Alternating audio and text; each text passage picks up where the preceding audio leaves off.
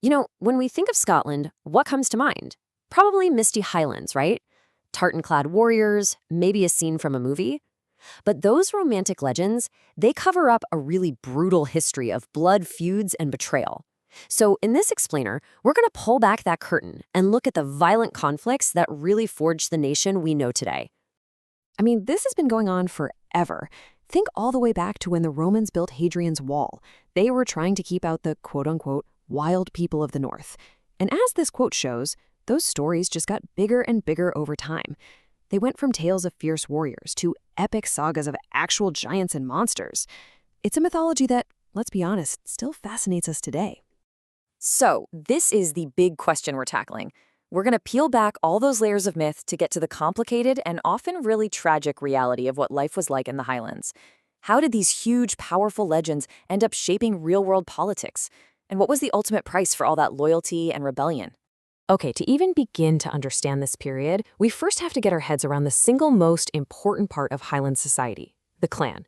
And this was so much more than just a family name. It was the entire social and military system that decided, literally, every aspect of life and death. See, up in the Highlands, power wasn't about gold or land deeds. It was about manpower. A chief's true wealth was the army of warriors he could call on at a moment's notice. Your whole life was sworn to your chief. It was a system that was perfectly designed for survival and for constant warfare, which could start over something as basic as a cattle raid. So while all the folklore talked about these supernatural dangers, like the Kelpie, this mythical water horse that would supposedly drag you to your death, the real threat wasn't lurking in the locks. Oh no, the true danger was human. The person you really had to fear was the warrior from the next glen over, from a rival clan. And of all these fierce rivalries, none was more legendary or more bitter than the feud between the MacDonalds and the Campbells. And this wasn't just some local spat. It was about to get tangled up with national politics. And that would set the stage for one of the most infamous acts of betrayal in Scottish history. This rivalry really came to a head with the massacre of Glencoe. This event is so infamous because it's the moment where that ancient clan hatred crashed head-on into cold, calculated modern politics. And it left a scar on the Scottish psyche that, honestly, is still there to this day. So here's the political situation. Scotland's own king, James II of the House of Stuart, had just been kicked off the throne. The new guy, William of Orange, needed to control the fiercely independent Highlands. So he issued an ultimatum. Swear an oath of loyalty to me by New Year's Day, 1692, or you will be treated as an enemy of the state. For the clan chiefs, this was an impossible choice. Betray their old allegiances or risk total annihilation. What happens next is just a tragedy of bad luck and bad timing. The MacDonald chief, Macian, waits until the very last minute to agree. And as you can see from this timeline, everything that could go wrong did go wrong. He goes to the right place, but the official's not there. A brutal winter storm slows him down. In the end, he misses the deadline by just 6 days. And that was the tiny legal loophole his enemies were desperately waiting for. So in February, Campbell soldiers show up in Glencoe. They say the weather is just too harsh and they ask for shelter. Now, the MacDonalds are bound by this sacred code of Highland hospitality, so of course they take them in. For almost 2 weeks, they live together, sharing food, sharing stories by the fire, and the MacDonalds have absolutely no idea that their guests are carrying secret orders to kill every last one of them. And then, in the dead of night, the order was given. The Campbells turned on their hosts, murdering them in their beds, men, women, children. Some managed to escape the initial attack, but they fled right into a blizzard, only to freeze to death on the mountains. It was a complete violation of every code of honor they lived by. You can bet the memory of Glencoe didn't just fade away, not at all. It festered, and it fueled this deep resentment against the new government. All that bitterness helped ignite the next huge conflict, the Jacobite Risings. This was a desperate, incredibly romantic, and ultimately doomed attempt to put a Scottish king back on the throne.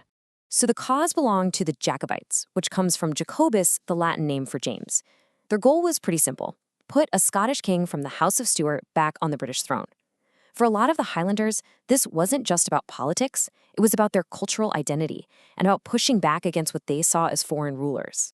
So in 1745, Bonnie Prince Charlie, the grandson of the king who'd been deposed, launches the final and most famous uprising. And as you can see, it started with absolutely stunning success. The Highland Army crushed the government forces at Prestonpans. They marched all the way south to Derby, just a few days' march from London. The city was in a total panic. But then, right on the brink of what could have been a victory, a mix of terrible advice and a loss of nerve led to the fateful decision to turn back. And that retreat led to one place, Culloden Moor, the site of the final, devastating showdown. And the Battle of Culloden was way more than just a military defeat. It was the death knell for the whole Jacobite cause and for the entire Highland way of life. Everything that could go wrong for the Highlanders at Culloden did.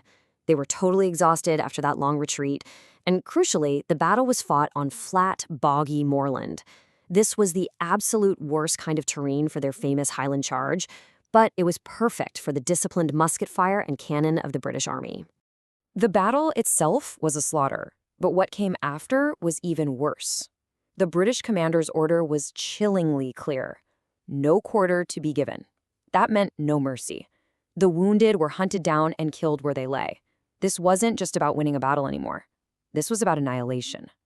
In the aftermath, the British government went to work to make sure the Highlands could never, ever rise again.